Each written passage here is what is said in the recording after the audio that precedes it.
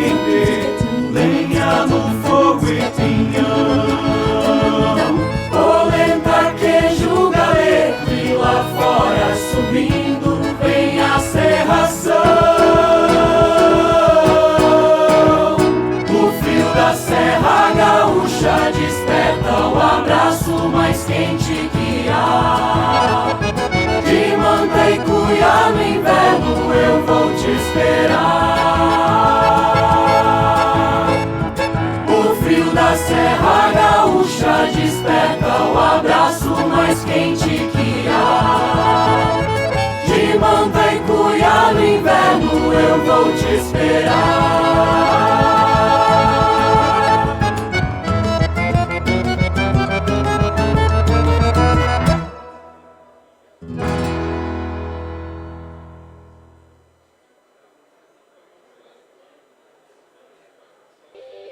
Sabe por que a UX é diferente? Porque tem o teu jeito e fala a tua língua. Somos a universidade com a força da comunidade. Uma universidade que olha para o futuro, que está no ranking das melhores do mundo, mas que também é daqui, a única da nossa região. Estude na UX. Acesse agora mesmo ux.br e saiba mais sobre cursos e formas de ingresso. UX, pessoas em movimento.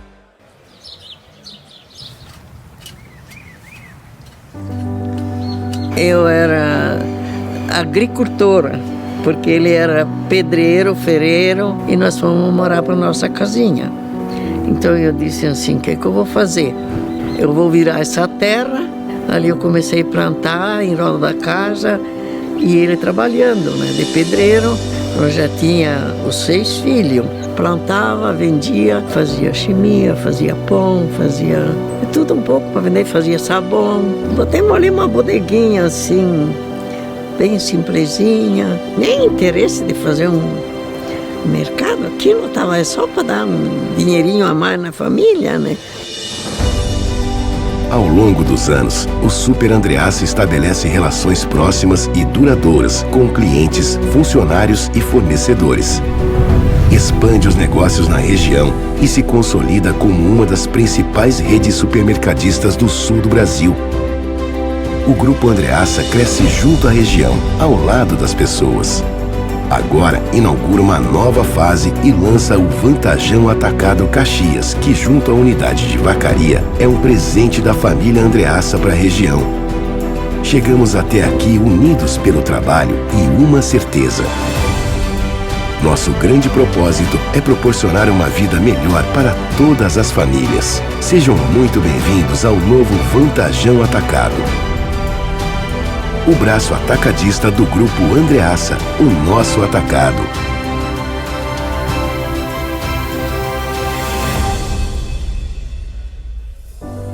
Jamais eu plantei aquelas pequenas plantas que deu produto pensando numa coisa tão bonita que é hoje.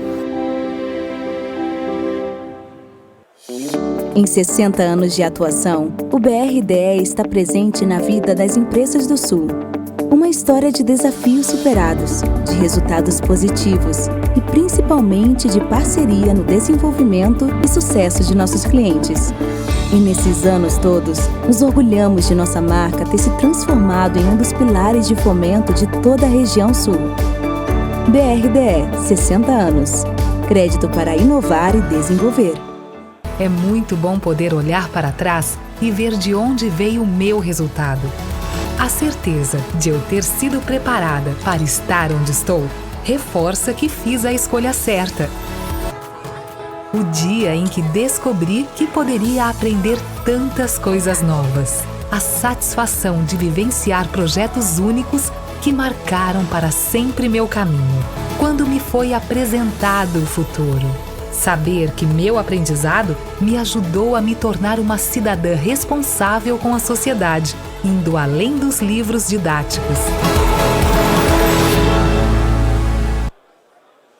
Entender as mudanças que 2020 trouxe não tem sido algo fácil. Mesmo que as situações possam ter sido alteradas, existem coisas que realmente importam e nunca saem das nossas prioridades, como aproximar sentimentos, rompendo a barreira de grandes distâncias. Porque é isso que nos conecta, nos motiva e faz a vida valer a pena. E nós estaremos sempre unindo você ao que realmente importa. Marco Polo, sempre aqui. Estamos na estrada há décadas. Sim, décadas. Nem daria para medir quantos quilômetros já percorremos, quantos sonhos realizamos, quantas riquezas de valor inestimável transportamos. Pessoas, bens, sonhos, prosperidade. Mas isso foi só o começo. Em um mundo que não para de mudar, somos movimento. Frente aos desafios, nos superamos, nos reinventamos. Entre muitos, nos destacamos pela excelência. Com nossos clientes, a base é a confiança. Segurança é compromisso inegociável. Trabalho é alegria. E pessoas alegres nos levam mais longe. Nossa linha de chegada é o futuro. E o futuro não é fronteira, é oportunidade. De conectar pessoas a seus sonhos, de realização e de prosperidade. Porque estamos só começando. Empresas Randon, conectando pessoas e riquezas para gerar prosperidade.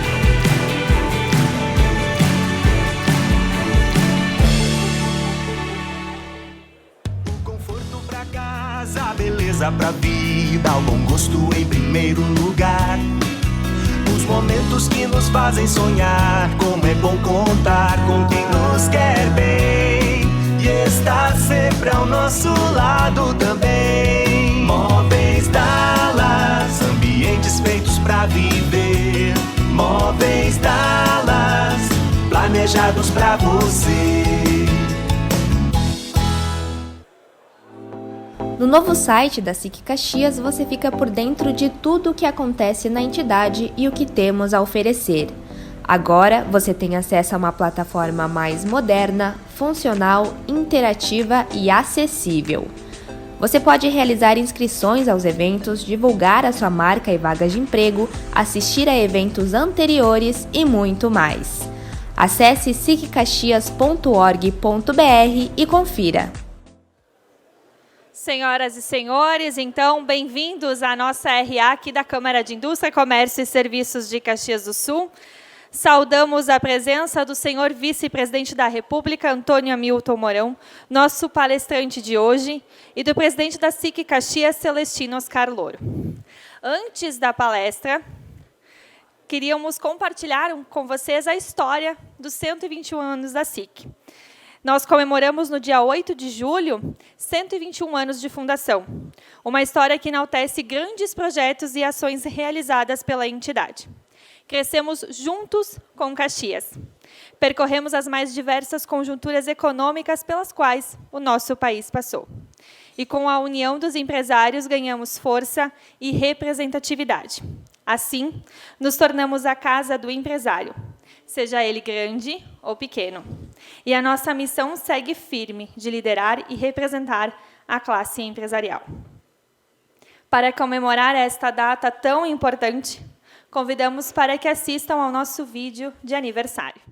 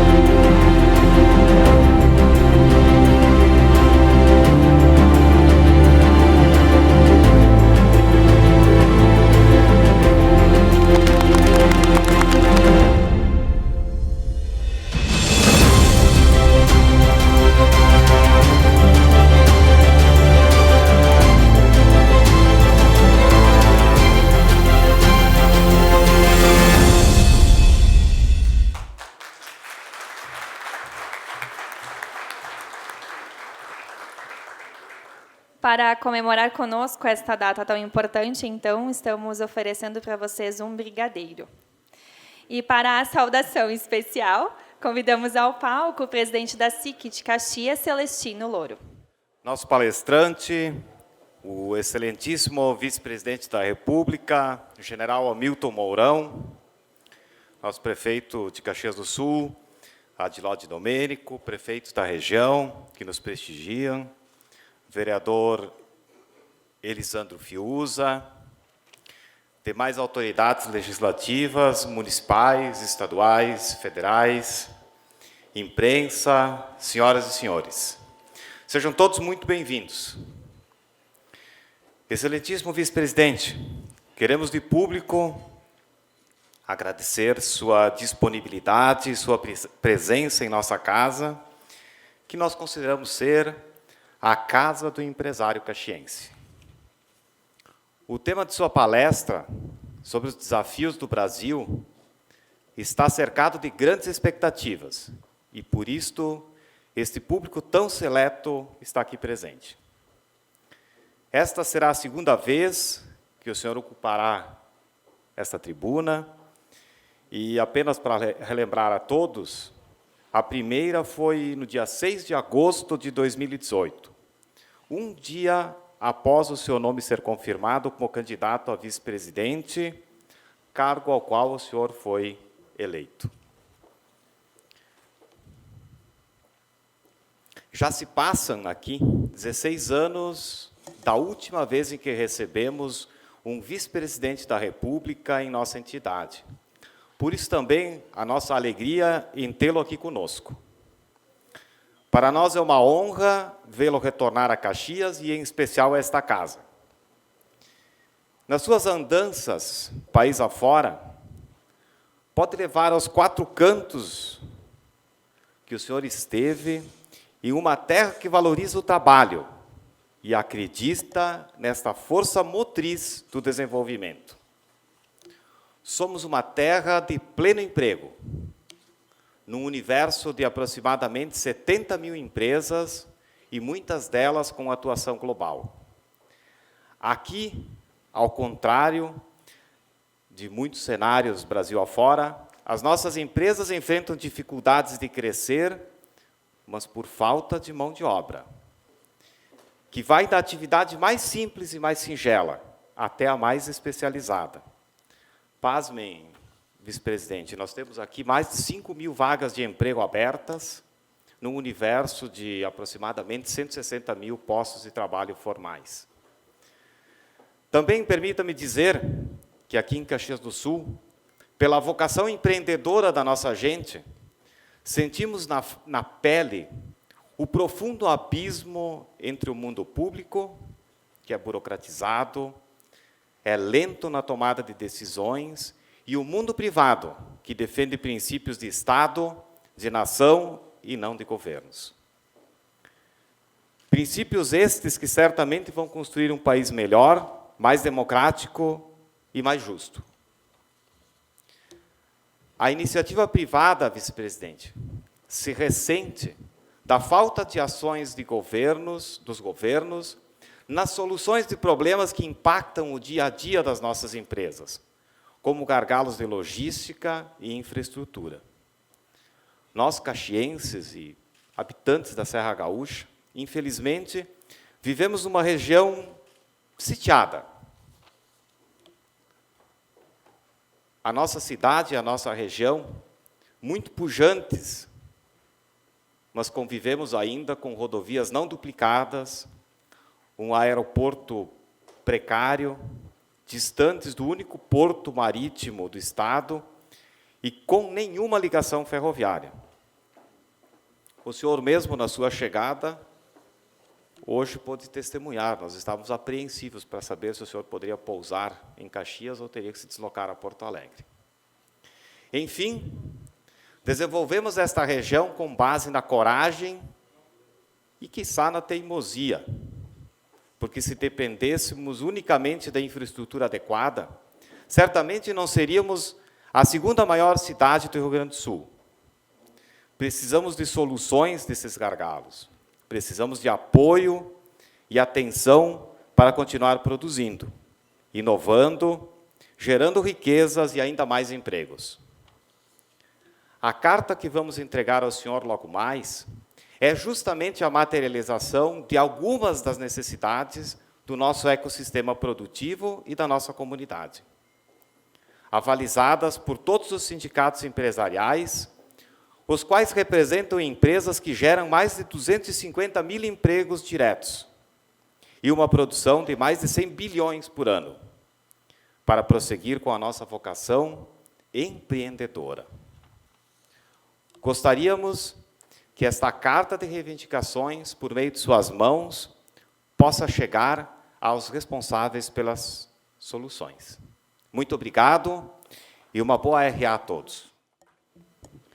E agora convidamos ao palco para sua palestra o senhor vice-presidente da República.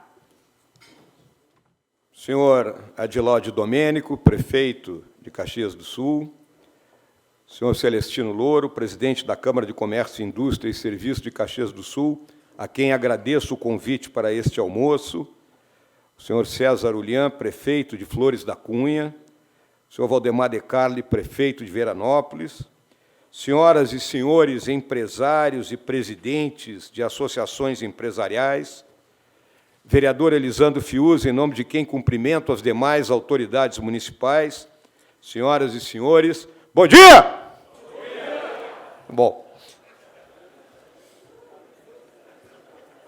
o Celestino pegou, cortou a minha introdução, porque ele lembrou que 4 anos atrás eu estive aqui, e foi o meu primeiro evento, né, como candidato. E até então, meus eventos, minhas palestras que eu fazia, era palestrante, né? E palestrante pode falar de tudo. Candidato já não pode falar de tudo. Então, naquele dia, eu saí daqui apanhando mais do que boi ladrão, né? E entendi que eu tinha que medir as palavras em alguns momentos. Mas, hoje, 4 anos passados, né, eu venho aqui trazer a atenção das senhoras e senhores a nossa visão sobre os principais temas do momento, com seus reflexos para o nosso Brasil, nosso Rio Grande do Sul, em particular para a nossa região aqui da Serra Gaúcha, né, e qual é a nossa visão de futuro, aonde temos que continuar a pelejar para lograrmos fazer o nosso país avançar. A gente sempre pensa que o momento de crise que estamos vivendo, ele é único. Na realidade, não, né? A história da humanidade é uma sucessão de crises.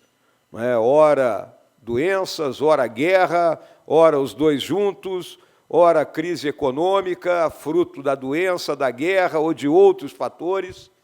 Só para lembrar rapidamente aí, os últimos 50 anos, nós tivemos nos anos 70 do século passado os 2 choques do petróleo, nos anos 80 a crise da dívida externa, nos anos 90 a crise dos tigres asiáticos, na primeira década deste século, além dos atentados terroristas nos Estados Unidos e o início da chamada guerra ao terror, a crise financeira de 2008, 2009, que derrubou mercados, bancos, né, e cujos efeitos ainda estavam sendo sentidos quando chega, no início de 2020, a pandemia da Covid-19. A pandemia ela gera 3 crises. Ela gera uma crise biológica, obviamente, da doença, ela gera uma crise econômica e ela gera uma crise informacional, porque com o nosso mundo altamente conectado em rede, né, todo tipo de informação a respeito da doença, informações positivas, negativas, conflitantes, passaram a circular e fazer parte do nosso dia a dia. Né?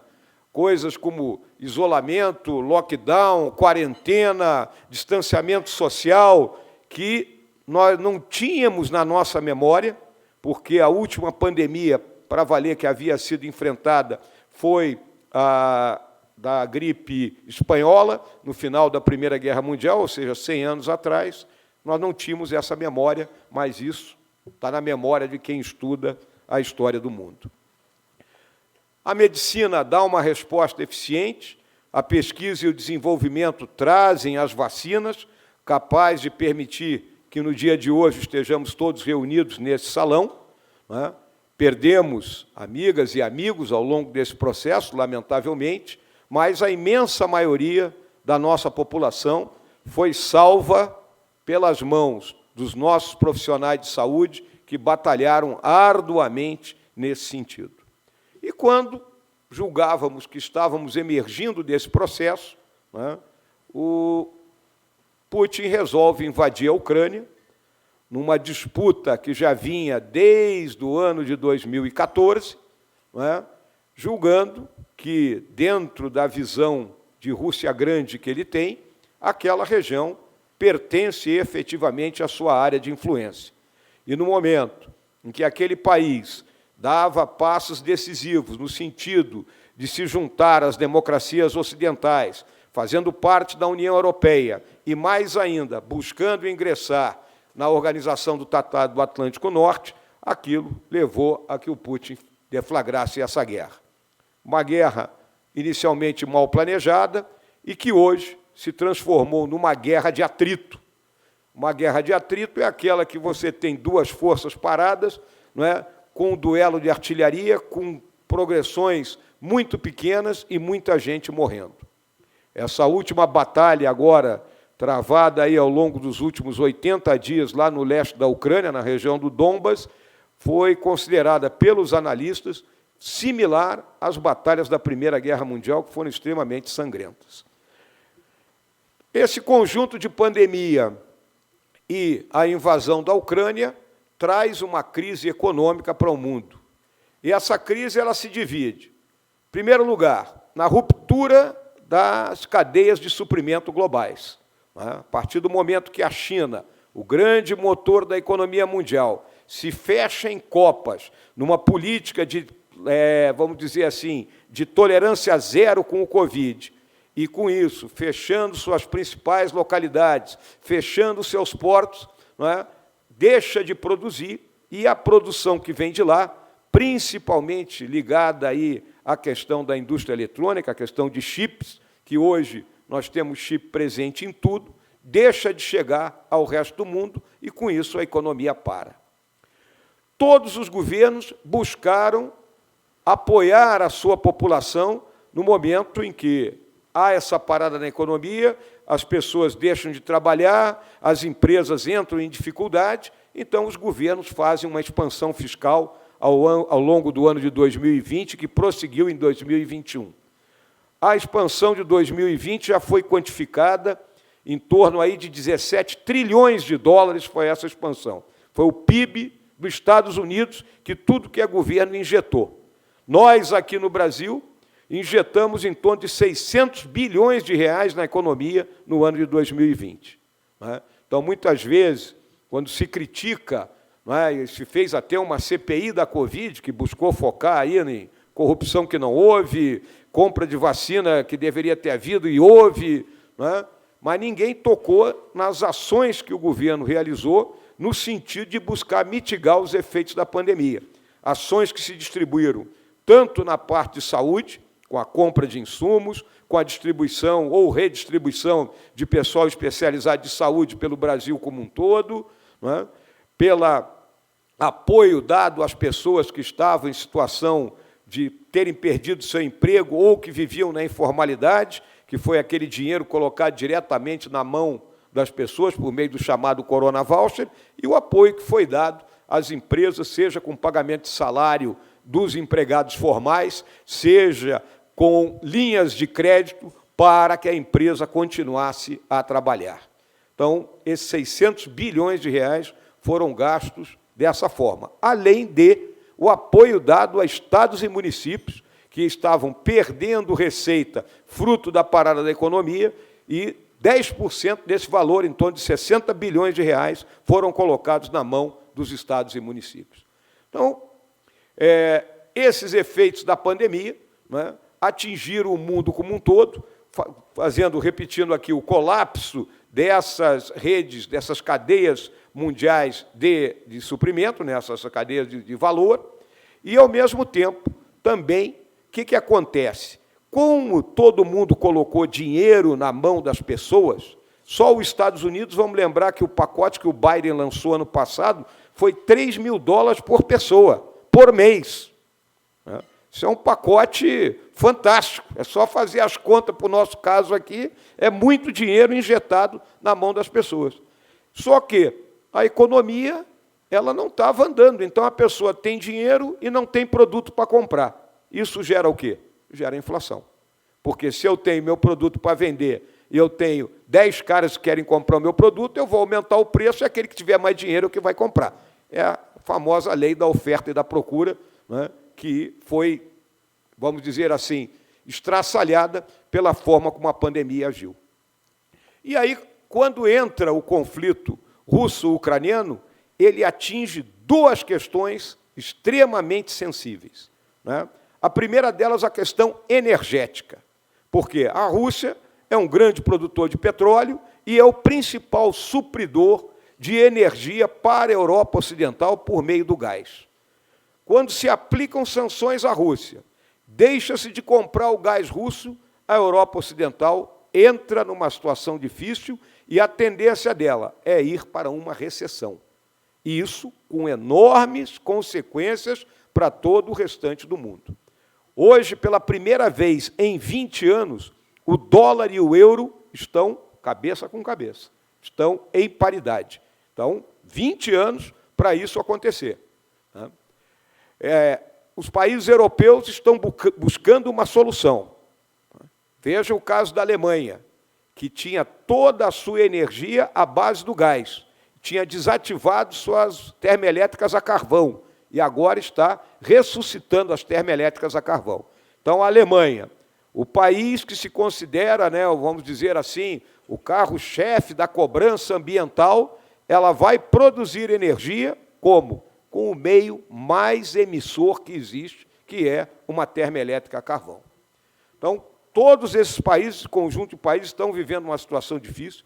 O preço do combustível subiu em todos os lugares. Eu tive já a oportunidade de estar 2 vezes na Europa ao longo desse período, a última vez agora, cerca de um mês atrás, lá na Espanha, vendo a reclamação do preço do combustível, a reclamação do preço do combustível nos Estados Unidos. Então, esses problemas hoje são comuns para todos e, óbvio, tiveram uma influência muito grande aqui no nosso país. Então, essa situação leva a que nós, aqui no Brasil, tenhamos que tomar as medidas necessárias para reagir a isso que está acontecendo. Mas eu gostaria aqui, antes de entrar na situação específica do Brasil, né, ainda tocar mais um pouquinho num assunto que é internacional e é um assunto que abrange todos os países do mundo, que é a questão da mudança climática. Então, esse assunto vem sendo discutido já há algum tempo, né? Os acordos começam já no final dos anos 80, início dos anos 90. Vamos lembrar que, em 1992, foi feita a Conferência Rio 92, que foi o grande pontapé para acordos internacionais no sentido de mitigação, não é, do aquecimento global, até que se chega, em 2015, ao chamado Acordo de Paris, onde cada país assume obrigações nacionalmente determinadas, ou seja, sua contribuição, no sentido de impedir que a temperatura na Terra avance acima de 1,5 graus centígrados em relação àquela temperatura da era pré-industrial. Bom, tivemos ano passado a COP26, né, lá em Glasgow, e ali o nosso país, o Brasil, se comprometeu, né, com a nossa mitigação até 2030 em torno de 50% das nossas emissões. A maioria das emissões do Brasil estão ligadas ao uso da terra, notadamente o desmatamento. Daí a grande discussão em torno do que ocorre na Amazônia.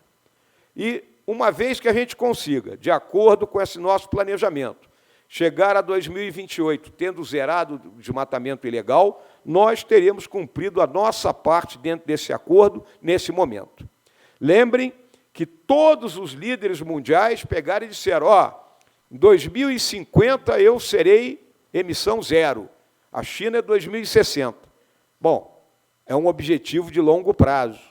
Ninguém vai estar vivo, a não ser que a gente descubra uma fonte da eterna juventude em 2050 para saber se essa turma realmente vai cumprir o que prometeu. Então, eles têm que traçar objetivos intermediários. Os nossos objetivos intermediários estão muito claros.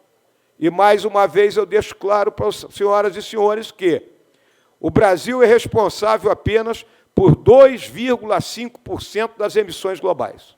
Então, nós temos condições de cumprir perfeitamente, não é, o nosso objetivo nacionalmente determinado. Então, é importante que as senhoras e senhores tenham essa visão, essa consciência. Nós somos um país cuja matriz energética é 83% renovável.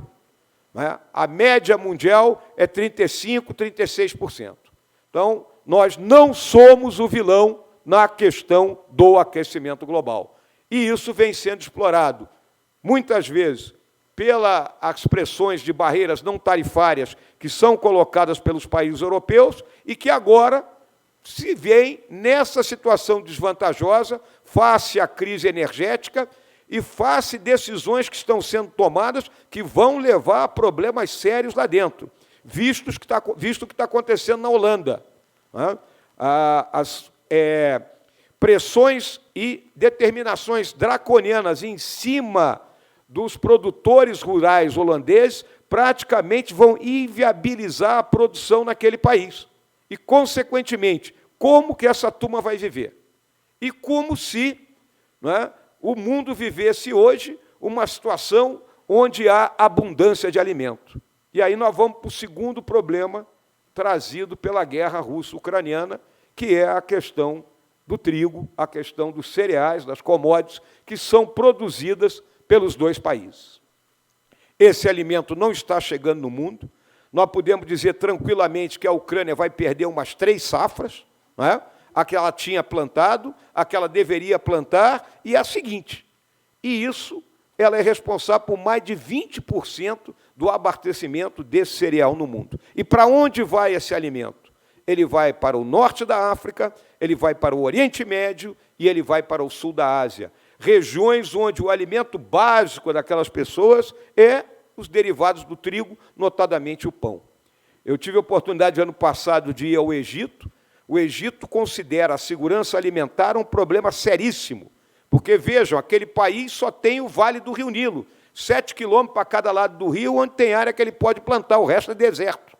Então, a segurança alimentar é tão séria que ela é responsabilidade das Forças Armadas daquele país. Então, o espectro da fome paira sobre esses países, exatamente ali, norte da África, Oriente Médio, para onde é que essa turma vai fugir para comer? Vai fugir para a Europa. Então, novos problemas de migração ilegal poderão surgir dessa situação que nós estamos vivendo. Então, não se pode desperdiçar produção de alimento hoje em lugar nenhum. E o nosso país, o Brasil, é um grande provedor de alimentos hoje.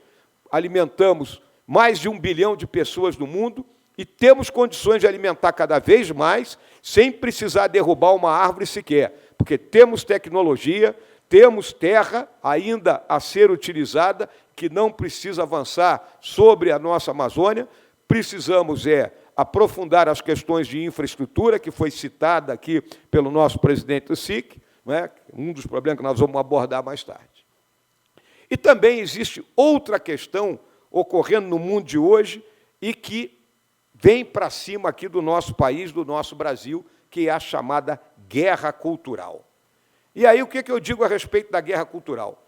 Partidos que são liberais e conservadores são compostos normalmente por executivos e gestores, gente especializada em resolver problemas, e não por combatentes ideológicos. Eleições são decididas com base nas emoções e não na razão. Em uma campanha eleitoral, mostrar que você se importa com o eleitor é a questão central. Os eleitores, na sua maioria, não estão interessados nos detalhes das propostas, e sim na pessoa dos candidatos. E aí o que ocorre nos Estados Unidos da América? Entre o final da Guerra Civil Americana, 1865, e o início dos anos 70, a política não envolvia quase nenhum elemento de conflito social, ao contrário da Europa, onde a história política sempre foi uma sucessão de confrontos entre socialistas e conservadores e que, frequentemente, terminavam em revolução e guerra civil.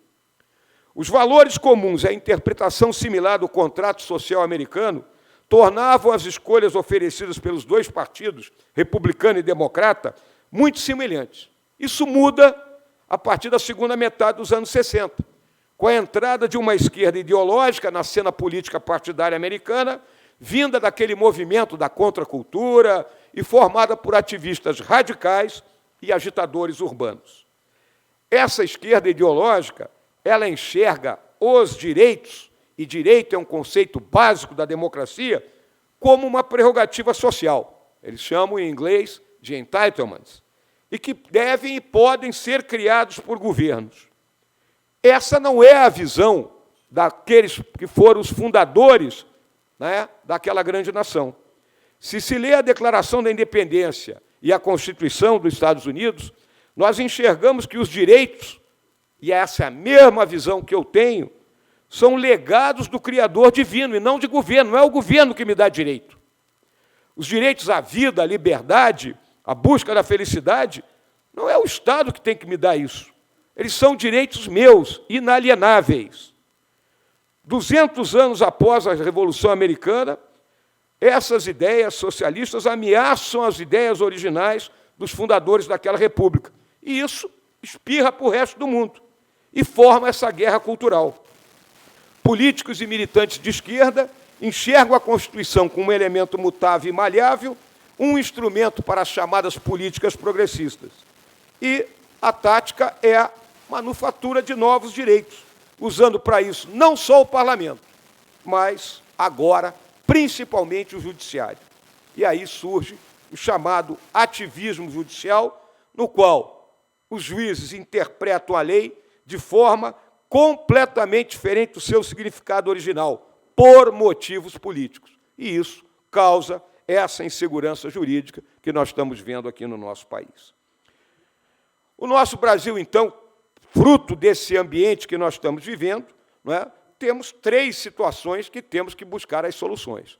A situação política, a situação econômica e a situação psicossocial, muito ligada à questão da guerra cultural, que também, obviamente, influi na política. Vivemos essa forte polarização da política, né? A realidade é que, hoje, a independência e a harmonia entre os poderes está comprometido. E está comprometido em duas vertentes. Uma vertente eu citei aqui, que é o ativismo judicial, né?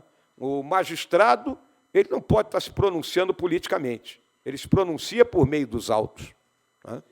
Então, tivemos essa discussão feita no passado, uma discussão muito mal conduzida, sobre voto impresso.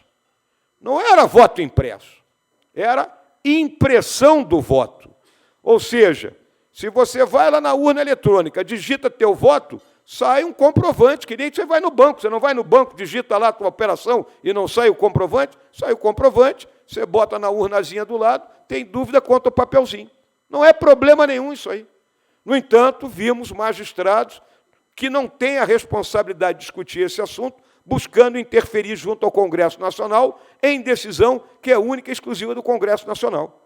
Compete ao tribunal, às cortes eleitorais, única e exclusivamente fazer com que o processo eleitoral seja realizado dentro das regras estabelecidas pelo parlamento. Acabou. Se o parlamento definir que nós temos que votar plantando bananeira, o juiz vai ter que cobrar que a gente vote plantando bananeira. Em suma, é isso aí. E há um desequilíbrio também entre o relacionamento do Executivo e o Legislativo, principalmente em torno do orçamento. Ora, senhoras e senhores, como é que tem que funcionar a questão orçamentária? O Executivo prepara a peça orçamentária do ano seguinte, com base nas suas disponibilidades, possibilidades, seu entendimento daquilo que é necessário e dentro do seu planejamento, e remete aquilo para o Congresso. Dentro do Congresso, esse assunto é discutido pelos representantes da nação, de estados e do povo que lá estão. Aprovado aquilo, lá eles definem realmente quais são as prioridades, isso volta para o Executivo, e o Executivo, como o próprio nome diz, faz o quê? Executa. Agora, o que está acontecendo hoje? A questão das emendas parlamentares. Até o governo da presidente Dilma, a emenda parlamentar ela não era impositiva. Óbvio que era uma troca. Se o parlamentar vota com o governo, a emenda dele é liberada. Era isso que acontecia. Não vamos tapar o sol com a peneira aqui. Tá? Mas, a partir daquele momento, a Dilma, em situação de desvantagem, a emenda individual se torna impositiva. No governo do presidente Temer, a emenda de bancada, pela mesma situação, o presidente Temer em situação difícil, a emenda de bancada se torna impositiva. E agora, no nosso governo, também em situação complicada, pandemia, aquela discussão toda, CPI, surge a emenda de relator. E que está sendo tentada, está uma discussão no Congresso hoje, para que ela se tornasse impositiva. Isso rompe a capacidade do Poder Executivo efetivamente ter um planejamento que se execute. Por quê? Hoje, no presente ano, o relator do orçamento tem 16 bilhões de reais na mão dele, que ele vai jogando de acordo com os interesses paroquiais que aparecem naquele momento. Isso não pode funcionar. Então, nós temos que corrigir isso aí. Tem que ser corrigido. O Executivo tem que voltar a controlar o orçamento. O surto inflacionário que nós estamos vivendo, que afeta a nossa economia, e a nossa economia já vem há algum tempo com duas colunas mestras que estão rachadas e que precisa de injeção de concreto.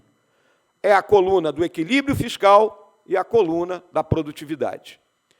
Equilíbrio fiscal. Governo é igual à casa da gente. Não pode gastar mais do que ganha. Se tiver que gastar mais do que ganha, tem que ser com propósitos bem definidos e não para, vamos dizer, gastos correntes. Eu posso me endividar? Posso. Eu posso me endividar para comprar um bem, falando aqui na nossa vida privada, que vai ser importante para mim, ou a minha casa que eu estou comprando, ou um veículo que eu estou comprando, porque eu vou usar esse veículo no meu trabalho. A mesma coisa um governo. Ele pode se endividar, ok, eu preciso terminar aqui a rodovia do Parque, eu preciso construir o aeroporto, eu preciso construir o porto de Arroio do Sal, eu preciso duplicar a BR-285. Estou citando fatos aqui nossos. Então, eu posso me endividar para fazer isso, devidamente acertado com quem? Com os representantes do povo. Mas não era o que vinha sendo feito. Nós nos endividamos para pagar salário, para fazer benesse, e, no final das contas, hoje, nós temos uma dívida na casa de 80% do PIB. Então, como é que nós temos que fazer o equilíbrio fiscal? A primeira coisa foi a reforma da Previdência. Então, estamos vivendo mais, não é possível que a pessoa se aposente com 50 anos e passe depois 30 anos com o recurso sendo pago por aqueles que estão trabalhando. E lembrando que nós estamos invertendo a curva demográfica no nosso país. Depois, quando eu tocar no item educação, as senhoras e senhores terão noção melhor disso aí. Além disso, como trazer o equilíbrio fiscal? Privatização. Então, é um processo doloroso e difícil. Observem a questão da Petrobras, a venda das refinarias da Petrobras. Teve que ir ao STF para que houvesse um entendimento que as refinarias da Petrobras poderiam ser privatizadas, poderiam ser vendidas. Por quê? Porque o negócio da Petrobras não é refinar petróleo. O negócio da Petrobras é o quê? É extrair petróleo do fundo do mar. É produção de petróleo. E a refinaria é um outro negócio. Então, aquele monopólio que havia nos atrasou. Hoje nós produzimos petróleo, exportamos o petróleo bruto e importamos o produto agregado, gasolina e óleo diesel. Ou seja, a gente vende o mais barato e compra o mais caro, por estarmos atrasados na questão do refino do petróleo. E a outra coisa, a reforma do Estado. O Estado tem que custar menos para a população. Nós temos que pagar um Estado que seja eficaz e eficiente. Pouco a pouco, nós conseguimos reduzir. Nosso governo vai ser o primeiro governo nos últimos anos que vai terminar com o gasto público em relação ao PIB menor do que ele recebeu. Mas por que isso? Porque nós fizemos uma reforma administrativa, já que não conseguimos fazê-la avançar dentro do Congresso, informal. Como uma reforma administrativa informal? Olha, se X funcionários se aposentaram, nós só contratamos Y, sendo Y menor que X. Então, e outra coisa é a questão da digitalização, da desburocratização. Houve um avanço muito grande no governo do presidente Bolsonaro. Hoje tem em torno de 3.700 operações digitais. E as senhoras e senhores têm plena noção que ninguém precisa andar mais com documento na carteira. No celular, o senhor pode ter lá a sua carteira de identidade, sua carteira de motorista, documento do carro, cartão de vacina, título de eleitor, ou seja, e a própria questão da prova de vida do INSS. Então, já temos muita coisa para avançar, mas avançamos bastante. E, óbvio, uma gestão mais profissional no setor público. E a coluna da produtividade? Foi citado um ponto aqui fundamental: infraestrutura. A nossa infraestrutura ficou parada no tempo. E, com alguns avanços, padrão, como diria o falecido Nelson Rodrigues, padrão arranco de cachorro atropelado. Não é? Ao longo dos últimos anos, a coisa avançou meio assim. Precisamos abrir caminho para investimentos em infraestrutura. Ah, o setor privado tem que vir? Sim, o setor privado está vindo. Mas tem horas que só o governo pode investir. E como investir neste momento que nós estamos vivendo? Ora, senhoras e senhores, minha visão. Nós temos hoje 370 bilhões por ano de renúncia fiscal. Ou seja, eu deixo de cobrar imposto de determinado setor e ele tem que me dar um retorno. Ou é um retorno social, porque ele emprega muito, ou seja, ele gera bastante emprego, ou é um retorno em alta tecnologia, porque ele investe em alta tecnologia e aquilo vai me dar um ganho mais à frente. Então, podemos analisar, podemos e devemos analisar essas renúncias. E eu tenho certeza que uns 50 a 60 bilhões por ano podem retornar para a mão do governo. E aí está o recurso para o investimento. Agora, não pode ser um investimento daquele, vamos contentar todo mundo. Não. Um planejamento, né, de médio prazo, vamos colocar, planejamento de 10 anos, é um planejamento de médio prazo, com todas as áreas onde nós precisamos colocar recurso público, e foram citadas aqui, e que a gente tem conhecimento aqui do nosso Estado. Rodovia, ferrovia, aeroporto, porto, silagem, irrigação, barramento. Então, tem uma série de investimentos que podem ser feitos, e basta que nós analisemos a forma como o recurso vem sendo gasto. A outra questão, para melhorar a produtividade, a reforma tributária. Nós fizemos agora umas correções tributárias, né, informais, vamos colocar assim. A redução do IPI, eu considero, eu conversei muito a esse respeito com o Paulo Guedes, né, um avanço muito grande, porque é um imposto, o IPI é o imposto que derrubou a nossa produção industrial. Né? Quando você tem um imposto que cai efetivamente, única e exclusivamente sobre um determinado setor, você está prejudicando aquele setor. Então, a redução do IPI, isso em briga, não é, com os nossos vizinhos do Mercosul, para poder reduzir o imposto aqui dentro. Não é? Então, podemos avançar mais ainda. Então, precisamos de uma reforma tributária que reorganize o nosso sistema, não é, barateando esse sistema, e também combata a evasão / sonegação. Números de hoje são: o sistema custa 80 bilhões para governos e empresas, não é? E tem uma evasão / sonegação de 400 bilhões. Se a gente somar com aqueles 340 da renúncia fiscal, são mais de 700 bilhões de reais que voam por aí. Tem muito dinheiro nesse país, senhoras e senhores. Muito dinheiro. O que a gente precisa é tratar bem a coisa pública. Abertura comercial. Então, redução do imposto, reorganização do sistema, nós temos que ir para um choque, não é? Nós temos que nos oferecer ao mercado externo. E principalmente aonde? Nesse momento de realocação das cadeias de suprimento globais. Não é? O que as grandes empresas, os grandes players do mundo chegaram à conclusão? Não dá para ficar produzindo no leste da Ásia, porque o cara fecha tudo lá, eu não consigo trazer nada para cá, eu tenho que produzir mais perto. Se ele vai produzir mais perto, está aqui o Brasil. Temos capacidade industrial ociosa, ou seja, tem condições de injetar recursos na nossa indústria para ela produzir, temos energia, né, e, consequentemente, podemos, né, abocanhar esse naco de mercado. Nesse pacote também, não é?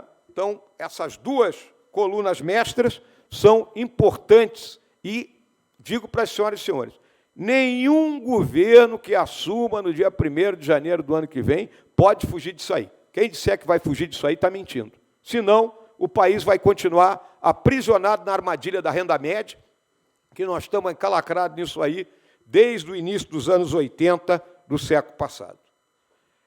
Precisamos melhorar o uso da água, né, por meio de tecnologia e inovação, alguma flexibilização da nossa legislação, isso é um problema específico do nosso Rio Grande do Sul, de modo que a gente possa reter maior quantidade de água. Enfrentamos uma estiagem aí no final do ano passado e início desse ano, e sendo que a gente sabe que ao longo do período aqui do ano no nosso estado, chove, né, para dar e vender. E depois a gente chega a um determinado momento e fica com dificuldade para essa água. Competição, desburocratização, educação. Isso foi tocado aqui.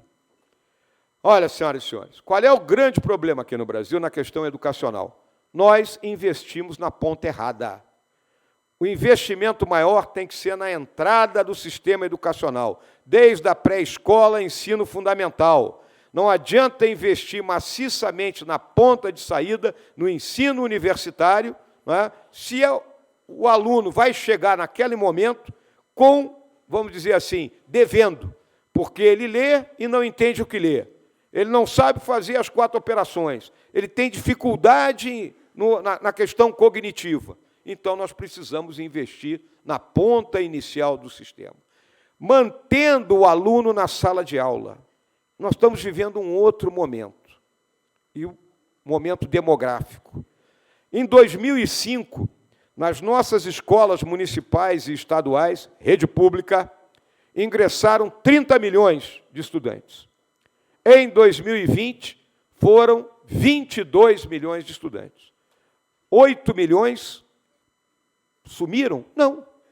Está nascendo menos criança. As famílias estão ficando menores. Não é? Consequentemente, qual é a mudança que nós temos que olhar aqui agora? Aquele recurso que era para pagar 30, agora ele vai pagar 22. Então, há condições de uma melhor alocação, de um melhor planejamento, nós avançarmos na questão da escola de tempo integral, que é a grande solução, né, para nós termos, né, alunos mais bem capacitados, definirmos o que é a escola acadêmica e a escola profissional. Né? Eu sei que aqui nessa região se ressentem muito do preparo profissional, né? Então tem que estar definido, aí entra o papel do Senai, do Senac, né? E em conjunção com o Ministério da Educação, com políticas realmente articuladas. Nós temos uma base nacional curricular comum que tem 5 anos, e não adianta, o Brasil é um país que tem 5 países diferentes dentro dele. Não adianta eu querer colocar que o aluno do Rio Grande do Sul estude a mesma coisa do aluno da Amazônia, que o aluno do Nordeste.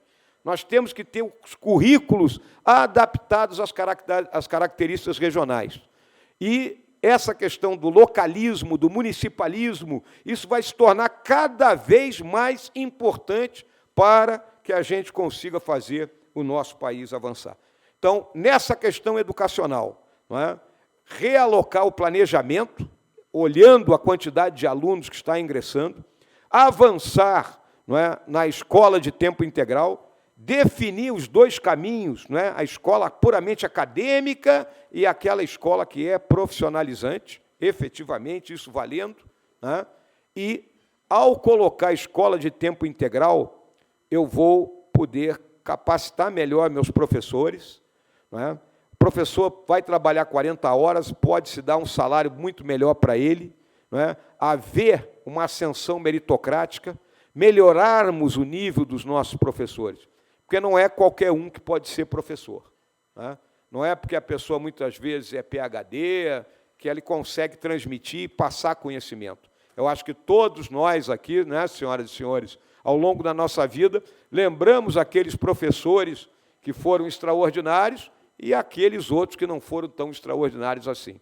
Eu sempre, até para quebrar um pouco, né, o momento que a gente vive numa conversa como essa, Eu lembro um professor que nós tínhamos de física na Academia Militar das Agulhas Negras, que a gente dizia que ele tinha chegado lá como professor de educação física. Perdeu a educação e ficou com a física, né?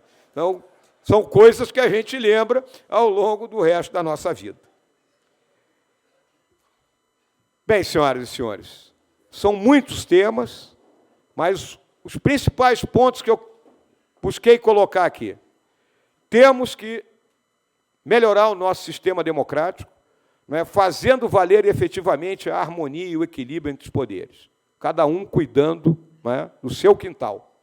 Com isso, trabalhando melhor em prol das necessidades do país como um todo. Continuar a correção de rumo na nossa economia, né, porque se a gente não buscar o equilíbrio fiscal, se a gente não buscar as soluções para o investimento público, nós vamos continuar marcando passo.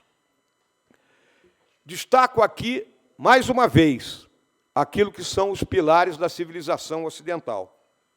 O pacto de gerações, né? Então, a nossa geração ela tem que passar o bastão para a geração seguinte em melhores condições. Isso se traduz muito em cima da questão da mudança climática, se traduz em cima da questão da reorganização político-econômica do país, né? É nosso dever trabalhar incessantemente por isso. Democracia entendida, né, efetivamente como, né, o governo, né, para a população e não para ele governo, né? Temos que fazer tudo no sentido de melhorar a vida para aquelas pessoas que nos elegeram, né? O capitalismo, o Estado de Direito. Corremos o risco de virarmos um Estado de juristas, né, pela situação que, né, e esse ativismo judicial. Então, o Estado de Direito ele tem que ser muito bem caracterizado como a lei valendo para todos. Não ficarmos discutindo aqui, não, o fulano tem bons advogados, ele só vai ser preso na última instância. O outro que não tem advogado nenhum, ele fica preso provisório ad eterno, né? Então, quem cometeu o crime tem que ir para a cadeia e não ter protelações e protelações, né? O camarada é preso, cumpre aí um sexto da pena e já está na rua, né? Se é um homicídio, é um pouquinho mais que ele cumpre, né? O tempo máximo de cadeia no Brasil é 30 anos, né? Então, a gente tem que olhar isso. Os maus elementos têm que estar encarcerados. E uma sociedade civil forte, senhoras e senhores. Cada vez que eu venho aqui na SIC de Caxias do Sul, é importante ser cobrado. É importante que nós, homens públicos, compreendamos que nós temos responsabilidade com todos aqueles a quais nós estamos representando. E, finalmente, eu acho que a gente tem que buscar agora, no momento que nós estamos vivendo, as melhores lideranças. E a liderança hoje ela tem que ter 4 atributos muito claros. Ela tem que ser reformista, inspiradora, agregadora e facilitadora. Ela tem que ser reformista para lutar tenazmente para fazer avançar essas reformas e essas mudanças tão necessárias para o nosso Brasil, né, ter um destino que a gente considera que é o nosso destino. Ela tem que ser inspiradora para que a gente volte a confiar nos nossos homens públicos, enxergar neles uma pessoa que quer servir e não se servir. Ela tem que ser agregadora para chamar as posições diferentes na busca do consenso, na busca do ponto comum. Isso é possível, desde que a gente agregue, e não fique cada um do lado da rua, um jogando pedra no outro. E facilitadora, articulada, né, para que tenham a habilidade necessária para passar toda essa agenda, não só no Poder Executivo, mas principalmente no Parlamento. Tempos difíceis requerem grande vontade de todas as pessoas que têm responsabilidade. E eu lhes deixo como última mensagem uma das leis da guerra na selva que eu considero importante para esse tempo. Temos que aprender a suportar o desconforto e a fadiga sem nos queixarmos e sermos moderados em nossas necessidades. Muito obrigado pela atenção de todos. Bom almoço.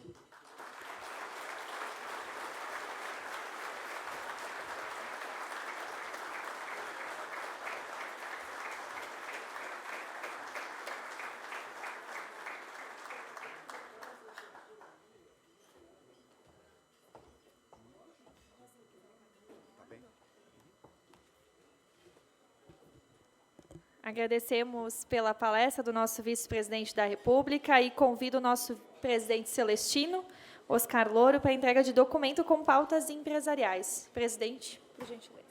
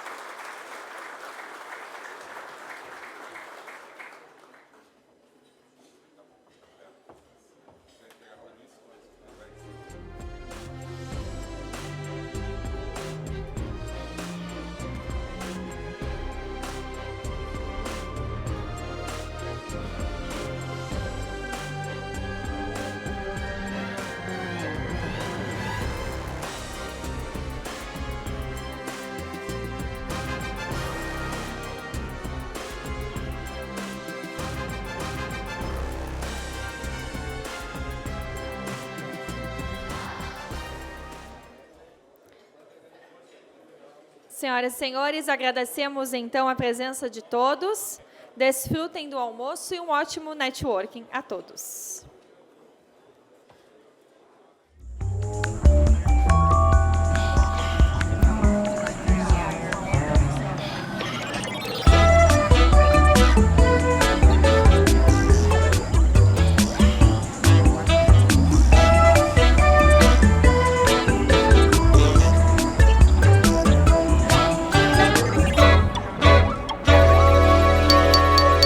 RA SIC Caxias.